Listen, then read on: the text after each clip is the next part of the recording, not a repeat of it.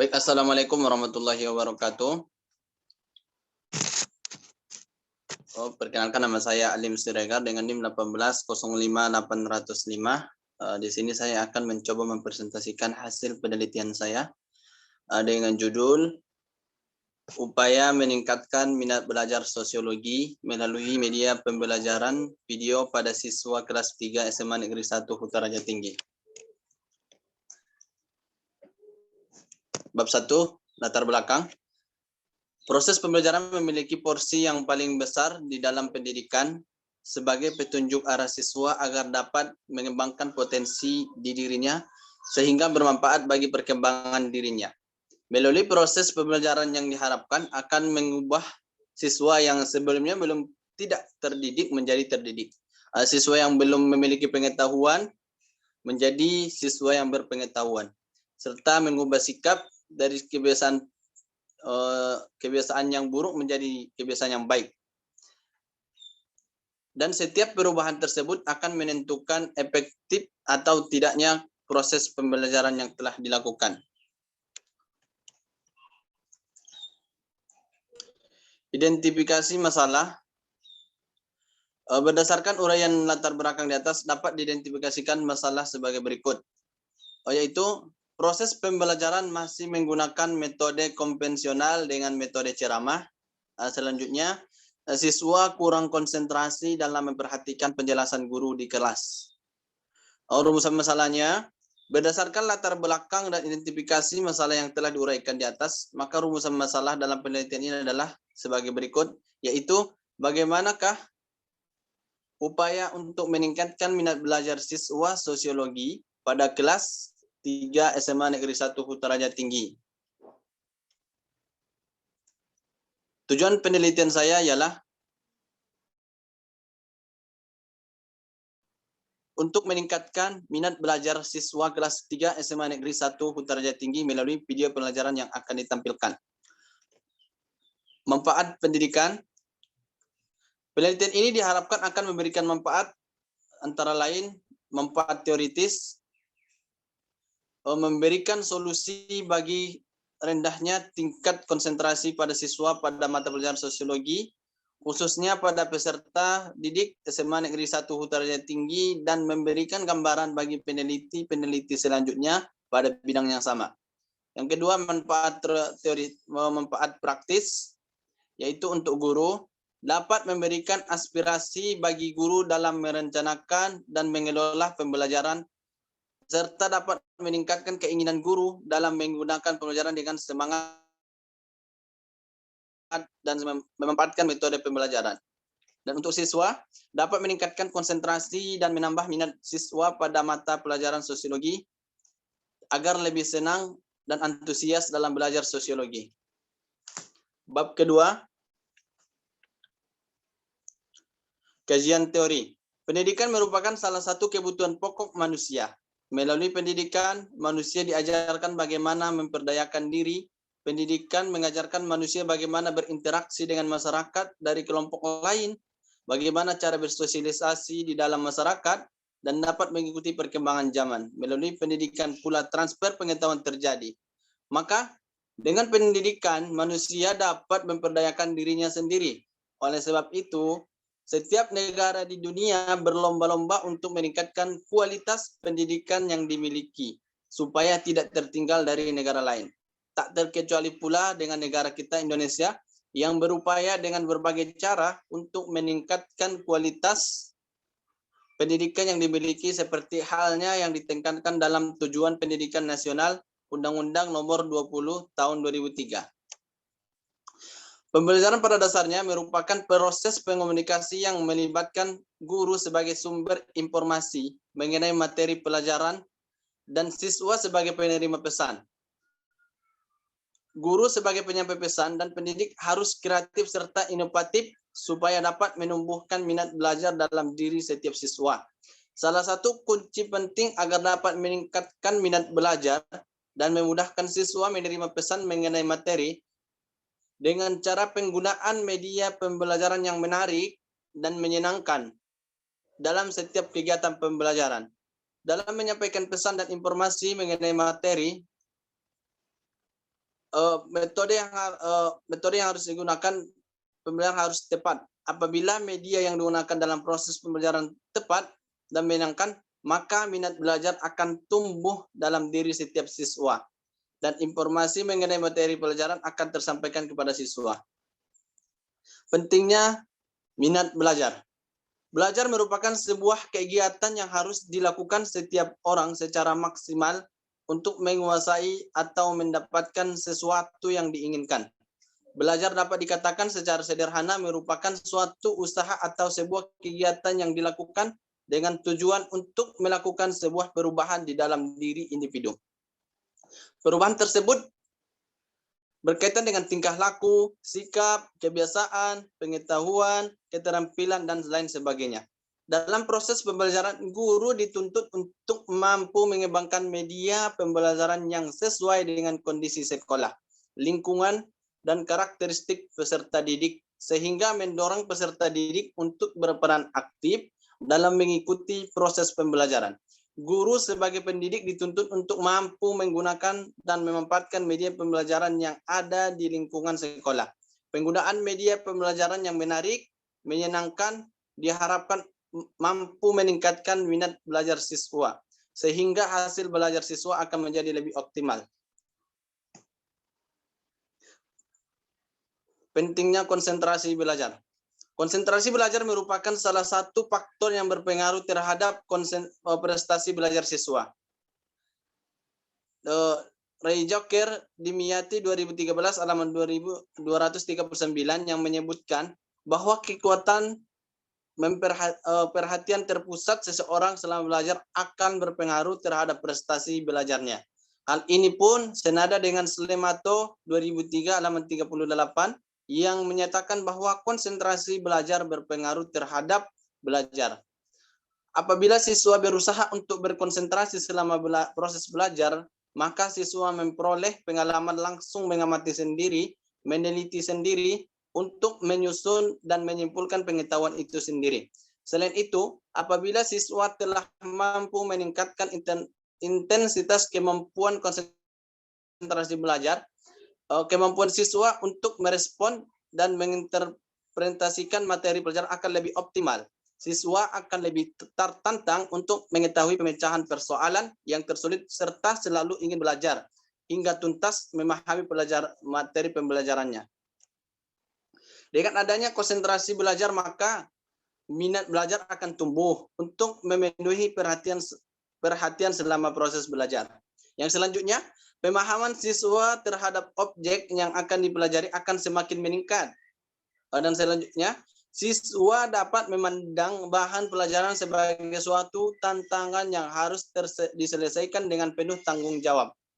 Mendorong peserta didik selalu aktif dalam hal mengamati, menyelidiki, memecahkan, dan menentukan jalur penyelesaian suatu masalah.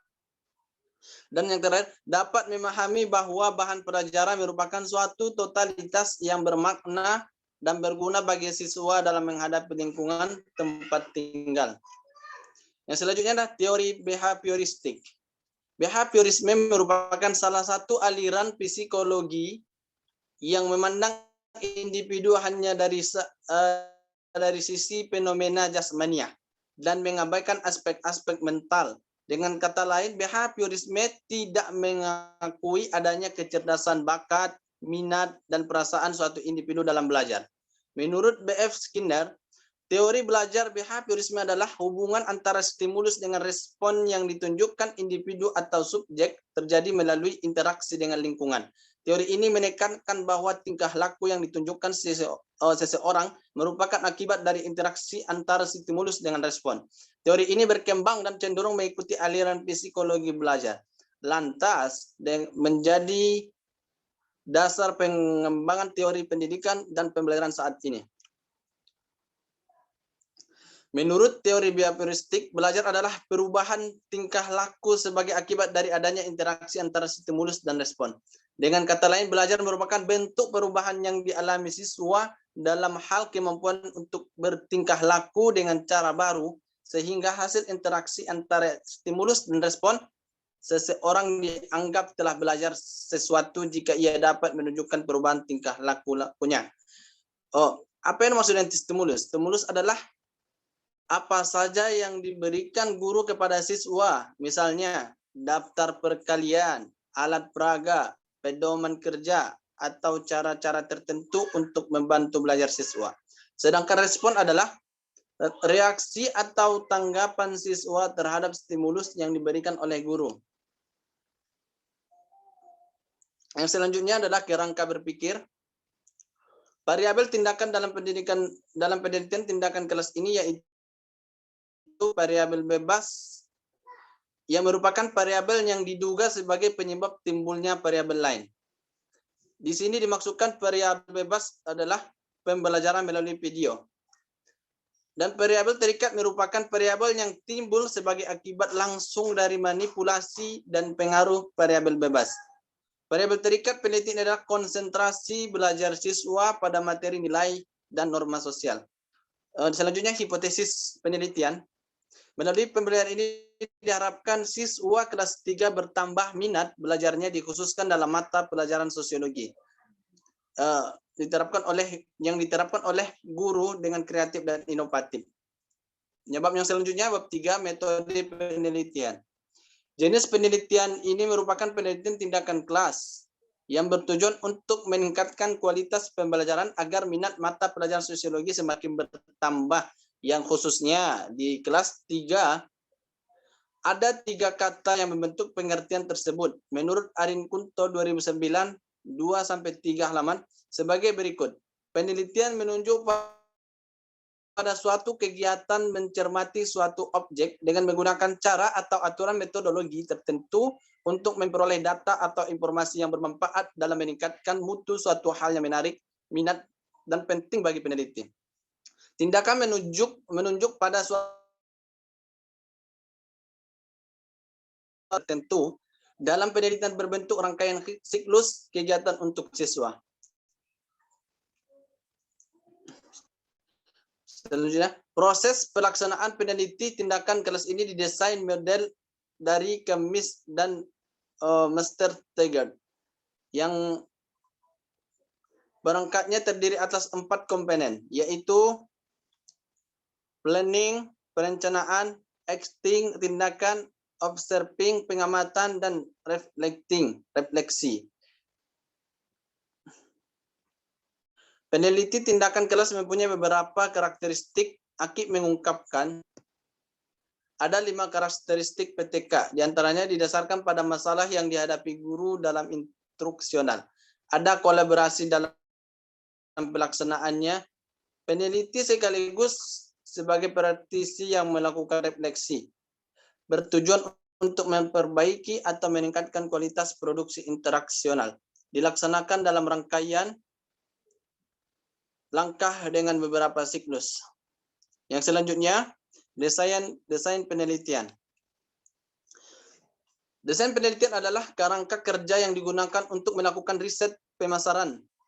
Desain penelitian memberikan prosedur untuk mendapatkan informasi yang diperlukan untuk menyusun dan menyelesaikan masalah dalam penelitian. Desain penelitian merupakan dasar dalam melaksanakan penelitian. Penelitian yang dilakukan termasuk penelitian tindakan kelas. Penelitian tindakan kelas atau PTK merupakan penelitian yang bersifat reflektif. Kegiatan penelitian berangkat dari permasalahan real yang dihadapi oleh guru, kemudian direfleksikan alternatif pemecahan masalahnya, dan ditindaklanjuti dengan tindakan-tindakan nyata yang terencana dan terukur. PTK merupakan kegiatan pemecahan masalah yang berciri siklik dan reflektif yang dimulai dari A, perencanaan, B, pelaksanaan, C, pengamatan. Refleksi atau informasi untuk memusatkan sejauh mana kelebihan atau kelemahan tindakan tersebut. PTK ini ditandai dengan adanya perbaikan terus-menerus yang dilakukan hingga sasaran peneliti tercapai.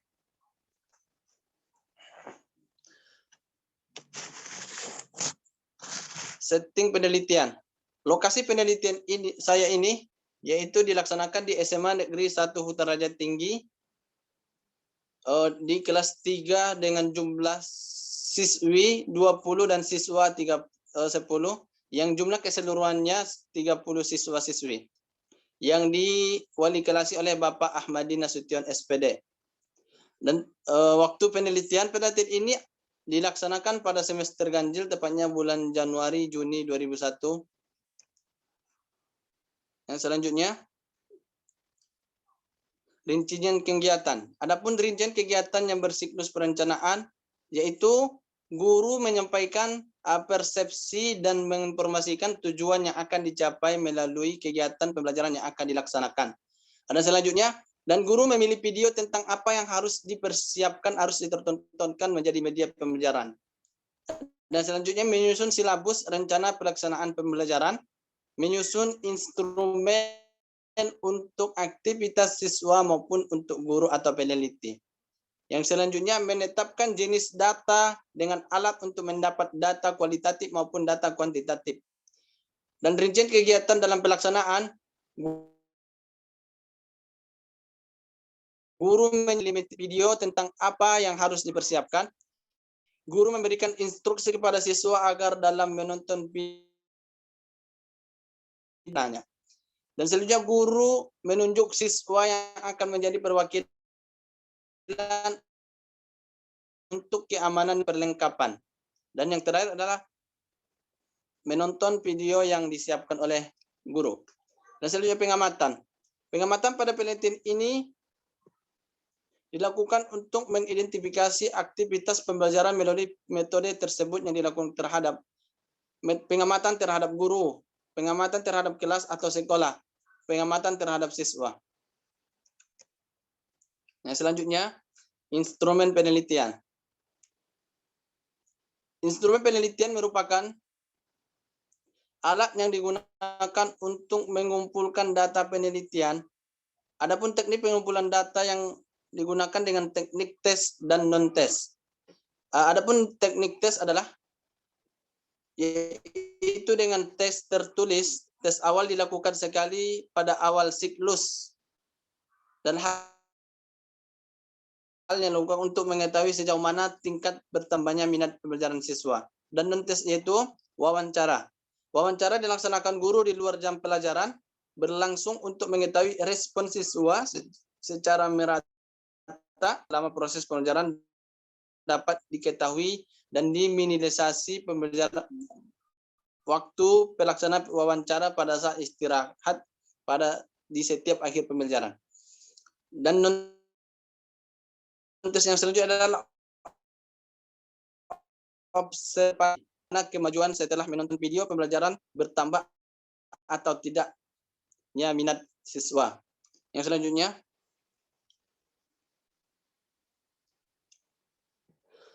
teknik analisis data. Alat pengumpulan data yang digunakan dalam penelitian tindakan kelas ini yaitu berupa tes formatif untuk teknik pengumpulan data kuantitatif dan lembar observasi untuk teknik penelitian kualitatif.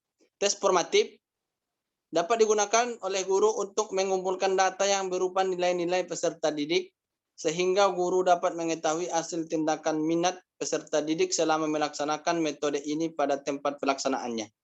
Lembar panduan dan lembar panduan observasi.